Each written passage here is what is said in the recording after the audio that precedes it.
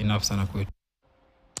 Kwake kocha Etienne Ndairagije, ule ni kocha wa Police FC, anazungumziaje mchuano huo mkondo wa pili kizingatiwa kwamba wameweka guu moja tayari katika hatua ijayo?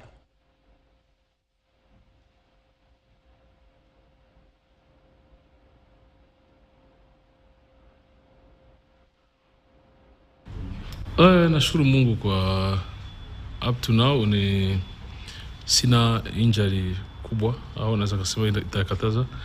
Wote wali participate last game.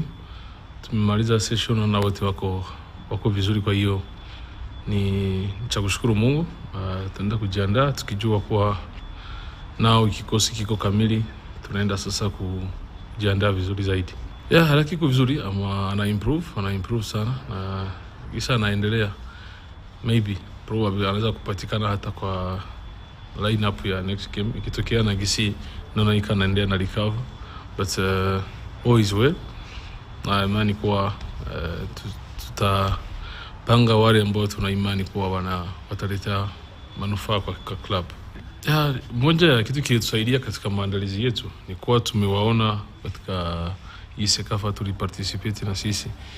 Isingekuwa hivyo nadhani ingekuwa ni surprise kuwa watu wengi wanajua zania timu wanahisi ni nchi inacheza na nchi nyingine, lakini ukija kuangalia uhalisia sasa, hata for the first time nawaona walidraw na Drum Al-Ahly ya Sudan.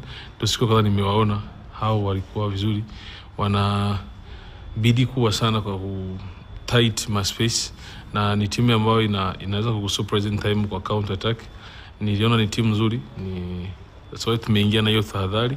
Nadhani hata wenye mlishuhudia mechi haikuwa mechi rahisi.